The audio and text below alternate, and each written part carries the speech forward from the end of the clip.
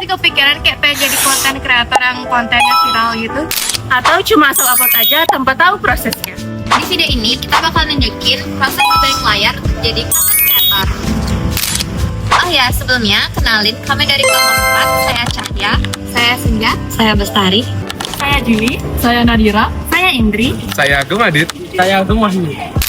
Oke, sekarang kita bikin video konten di kafe. Boleh, banyak juga loh konten kreator yang buat. Tapi bikin konten itu nggak cuma ngerekam terus upload aja loh. Ya kan dalam media digital ada proses yang namanya produksi, diseminasi, partisipasi, dan juga kolaborasi. jadi sebelum konten itu ada di TikTok, Instagram, atau YouTube, sebenarnya itu ada proses di baliknya. Nah, misalnya kita mau membuat konten tentang review sebuah kafe, maka kita nggak bisa langsung asal merekam aja. Pertama, kita harus tahu apa aja yang mau dibahas. Misalnya, dari suasana kafe, harga makanan, rasa makanan, pelayanan, dan juga apakah kafe tersebut cocok untuk belajar bersama maupun nongkrong bersama teman-teman. Nah, ini yang disebut dengan tahap riset dan pengumpulan ide. Riset itu bisa dari review pengunjung, media sosial, berita, jurnal, atau data resmi. Kalau kontennya tentang edukasi, kita harus riset lebih hati-hati karena jangan sampai kita menyebarkan informasi yang salah hanya karena kita mengambil dari sumber yang belum jelas. Contohnya, jika kita ingin mencari tahu apa itu literasi digital, kita dapat menggunakan sumber dari UNESCO. Karena di UNESCO kita dapat mencari informasi-informasi penting pada saat ini yang sedang tren di zaman kita. Kalau untuk konten itu kafe, risetnya lebih mudah seperti cek lokasi, harga, menu, dan yang lain-lain. Jadi, riset itu nggak harus selalu berat sih, karena kita cuma harus nyari informasi yang akurat, benar, dan bermanfaat bagi penonton. Karena penonton ingin informasi yang praktis, misalnya seperti tempatnya nyaman nggak, harganya worth it nggak, terus tempatnya nyaman nggak, datang bareng sama teman. Nah, dari riset yang tadi kita jadi tahu konten yang cocok. Kontennya mau dibuat estetik, informatif, lucu, juga bisa. Setelah itu, baru kita masuk ke proses produksi konten. Oh ya, produksi konten itu bukan cuma sekedar edit video tahu, tapi juga gimana cara kita mengubah sebuah ide menjadi suatu bentuk konten yang lebih menarik. Nah, contohnya itu kontennya bisa berupa video TikTok, konten Instagram, poster, infografis, artikel, podcast, maupun bentuk konten menarik lainnya. Hai guys, di sini saya lagi menuju minuman. Enak banget. Bye-bye guys. Nah, yang dilakukan tadi itu adalah proses pembuatan konten. Produksi konten adalah membuat media digital seperti video, foto, poster, dan podcast. Contohnya bisa membuat review makanan seperti ini. Berarti kuncinya bukan cuma konten yang bagus, tapi cara penyajian itu juga penting.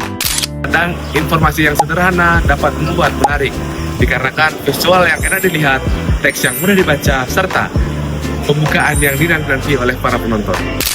Makanya banyak kreator yang punya gaya yang khas. Ada yang karena editingnya yang kreatif, ada yang karena cara ngomongnya lucu, terus juga ada yang karena visualnya rapi.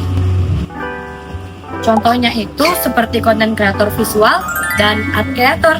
Karena mereka itu nggak dinilai cuma karena hasil akhir, mereka juga dinilai dari proses pembuatannya, sehingga penonton itu menilai mereka dari proses pembuatan dan hasil akhir dari video mereka. Jadi dalam produksi konten, storytelling juga penting. Bukan cuma apa yang ditampilkan, tapi cara penyampaian informasinya. Makanya tools digital sekarang sangat membantu. Contohnya, seperti Canva yang digunakan untuk mendesain, CapCut untuk mengedit video, Google Docs untuk mengedit naskah, dan juga Google Drive untuk menyimpan file bersama. Nah, dengan tools itu kita bisa membuat konten menjadi jauh lebih mudah. Bahkan hanya dengan menggunakan handphone, kita sudah bisa membuat konten yang layak untuk ditonton. Jadi, media digital itu bukan cuma buat upload video tahu, tapi kita juga bisa ngedit video itu dari awal sampai akhir. Dan setelah video itu selesai diedit, kita juga ngupload itu di media sosial. Dan itu juga disebut dengan diseminasi konten. Video pendek cocoknya masuk ke TikTok atau Reels. Nah, kalau poster masuknya grup WhatsApp atau Instagram tuh. Nah, selanjutnya ada artikel panjang bisa masuk ke website atau blog. Oke, biar jadi tanggal upload. Yeay. Kalau salah tempat, kontennya bisa kurang kena. Misalnya, video edukasi yang bagus malah disimpan rapat-rapat di galeri pribadi. maka informasinya nggak bakal sampai ke siapa-siapa. Media digital bikin penyebarannya jadi lebih cepat. Satu unggahan itu bisa dilihat oleh banyak orang, terus bisa di-repost, terus juga bisa dijadiin bahan diskusi. Makanya, sebelum memilih platform, kita harus mengetahui siapa audiensinya. Jikalau kita memilih audiensi yang tepat untuk anak muda, biasanya TikTok, Instagram, serta yang gampang menarik di anak muda pada saat ini. Tapi kalau kontennya lebih panjang, lebih efektif menggunakan YouTube, website, dan blog. Nah, jadi dari diseminasi itu bukan cuma untuk upload konten, tapi juga pilih tempat yang cocok supaya pesannya nyampe ke orang-orang. Nah, disinilah muncullah partisipasi, di mana penonton bukan cuma duduk untuk menonton, tetapi mereka juga bisa ikut komen, like, share, ikut polling, dan juga membuat balapan. Misalnya ada yang komentar, "Kak, tempatnya di mana ya? Harganya berapa, Kak?" Nah, itu termasuk partisipasi loh. Bahkan kalau mereka share ke teman, mereka akan membantu menyebarkan informasi. Contohnya bisa dilihat dari kampanye lingkungan, misalnya membuat video membawa tumbler sendiri, lalu orang lain ikut merepost atau membuat versi mereka sendiri.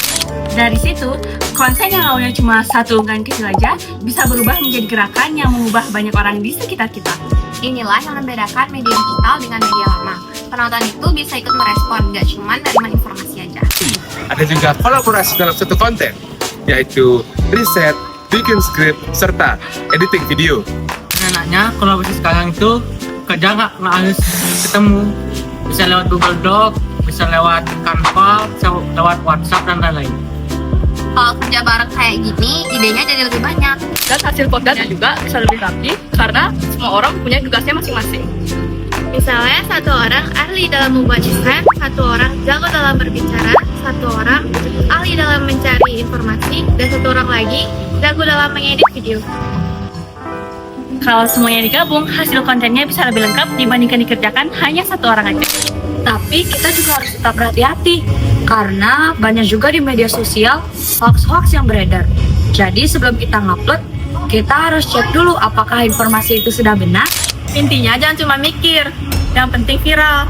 Konten viral, tapi salah juga bisa merugikan banyak orang. Contohnya, kalau kita review sebuah kafe, jangan asal bilang harganya murah atau mahal, tapi harus ada alasan dan juga latar belakang jelas yang membelakanginya. Lebih baik sebutkan lokasi, kisaran harga, serta pengalaman yang jujur, supaya penonton bisa menilai sendiri. Jadi konten tidak hanya menarik, tapi benar, bermanfaat, serta dapat dipertanggungjawabkan. Media digital membantu kita membuat dan menyebarkan konten, Membantu audiens ikut berpartisipasi, dan memudahkan kolaborasi, asal digunakan dengan baik dan bijak. Gunakan media digital untuk berkarya, Berbagi dan juga berkolaborasi secara positif.